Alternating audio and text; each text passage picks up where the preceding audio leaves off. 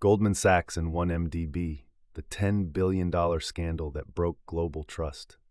What if a staggering amount of money, over $10 billion, was siphoned out of a sovereign wealth fund meant to fuel Malaysia's growth, only to vanish into the pockets of the world's most elite financiers and political figures? Imagine secret offshore accounts, shell companies spanning continents, and a tangled web of deceit involving one of the most prestigious investment banks on Wall Street. This is not the plot of a Hollywood thriller. It's the reality of the 1MDB scandal, a breathtaking saga of global corruption that exposed the dangerous interplay of money, power, and finance at the highest levels. The One Malaysia Development Berhad, or 1MDB, was created in 2009 under the leadership of then Prime Minister Najib Razak to promote economic development and strategic investments across Malaysia. The fund was supposed to generate billions of dollars for infrastructure projects, energy ventures, and socioeconomic progress. However, the billions didn't materialize where they were intended. Instead, an elaborate scheme unfolded involving embezzlement, fraudulent bonds, and an international conspiracy that spanned numerous countries, including the United States, Switzerland, Singapore, and beyond.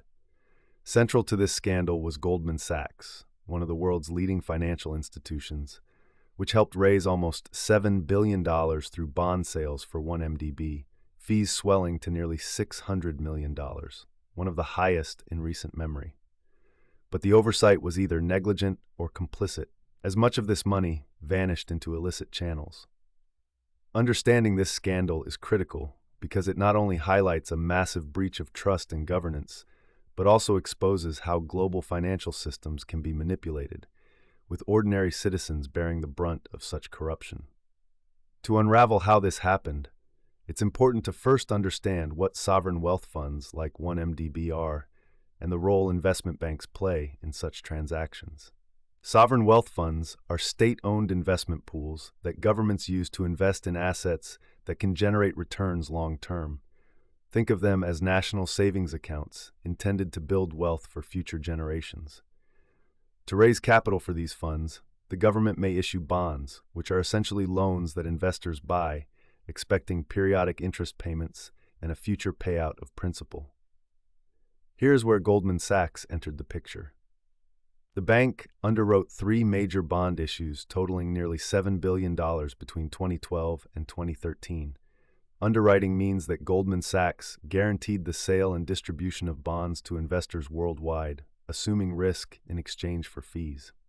But how can funds get siphoned off from an elaborate, seemingly transparent process? Consider a simplified analogy. Imagine you authorize a trusted financial agent to lend money on your behalf to grow your wealth. This agent sells bonds to lenders, collects the money, and is supposed to invest it wisely. But in this case, that agent was secretly diverting chunks of that money into hidden bank accounts abroad. This diversion was facilitated by setting up shell companies, essentially legal entities on paper with no real operations or assets, across multiple jurisdictions known for secrecy, like the British Virgin Islands and Switzerland. Persons involved used these entities to launder money, moving it through complex transactions to obscure its illegal origins. Goldman Sachs's role wasn't just passive. The bank allegedly overlooked red flags, and individuals within the bank were implicated in this illicit financial flow. For example, Tim Leissner, a former Goldman executive, pled guilty in the United States to conspiring to launder money and violating anti-bribery laws. His partner, Roger Ng, was also charged and faced extradition battles. The internal controls and compliance procedures of Goldman Sachs failed or were ignored, enabling billions of dollars to be misappropriated. Fees earned by the bank were disproportionately large because the bonds were risky and the process opaque. This greed perhaps clouded judgment, allowing nationalist and personal interests of corrupt officials to prosper at the expense of Malaysian citizens. The repercussions of the 1MDB scandal reverberated through several countries. In Malaysia itself, the government estimated that at least $4 billion were misappropriated from the fund. Soon after revelations surfaced, Najib Razak was ousted in a historic election in 2018 and subsequently faced multiple criminal charges, including money laundering and abuse of power, with courts ordering the return of hundreds of millions of dollars seized. In the United States, the Department of Justice launched one of its largest ever kleptocracy asset forfeiture cases, seeking to recover over $1 billion used to purchase properties, artworks, and even Hollywood films such as The Wolf of Wall Street. Swiss and Singaporean authorities imposed hefty fines. For instance, Singapore fined Goldman Sachs approximately $60 million and banned some of its employees from the financial industry. Meanwhile, Goldman Sachs agreed to pay nearly $3 billion to the U.S. government to settle charges related to the scandal. But this scandal is not unique. It echoes previous instances where elite financial institutions and political leaders exploited international finance for personal enrichment. The Banco Ambrosiano collapse in the 1980s, involving secret Vatican bank dealings, or the more recent revelations from the Panama Papers in 2016, demonstrated the vulnerability of financial systems to corruption and opacity. What sets the 1MDB scandal apart is its sheer scale and the involvement of a major Wall Street institution in such a blatant misuse of sovereign wealth. It exposed weak regulatory oversight, the dangers of unchecked power in emerging markets, and the complicity or negligence of global banks in enabling corruption. The implications go far beyond Malaysia or Goldman Sachs. Large-scale corruption such as this undermines trust in financial markets and international institutions. It increases the cost of borrowing for countries as investors perceive higher risks. In Malaysia, bond yields spiked, and the government faced greater scrutiny when issuing new debt. Additionally, it has fueled populist and anti-establishment sentiments, as citizens witness the apparent erosion of wealth meant to uplift societies being funneled into luxury real estate and private jets owned by a few. On a global scale, the scandal forced regulators to tighten anti-money laundering rules and financial compliance standards, highlighting the necessity of transparency in cross-border transactions. Moreover, the scandal illustrates the challenges of globalization. Capital moves swiftly around the world, often outpacing the ability of national regulators to monitor and control it.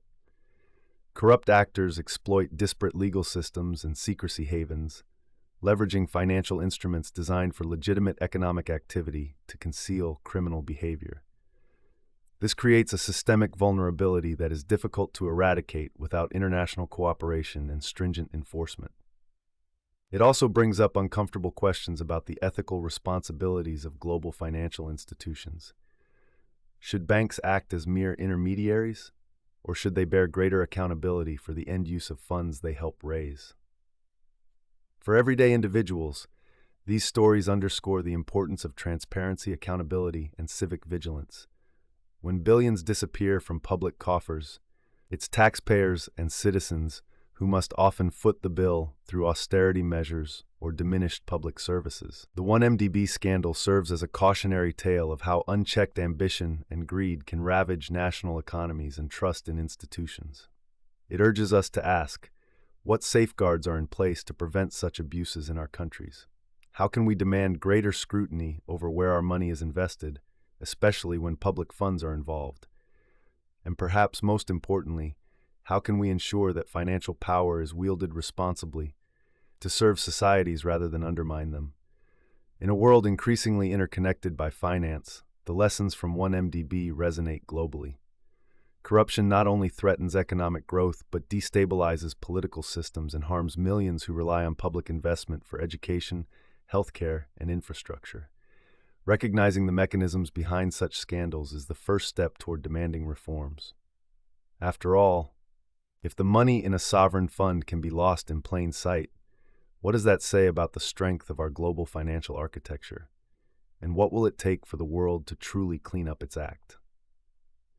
The takeaway here is that the 1MDB scandal underscores the critical need for transparency and accountability in financial systems.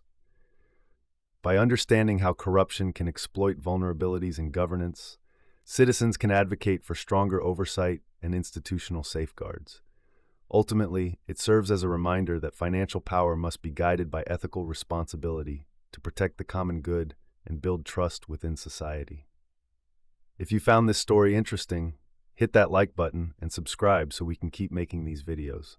Tomorrow, we are diving into a story that is just as shocking.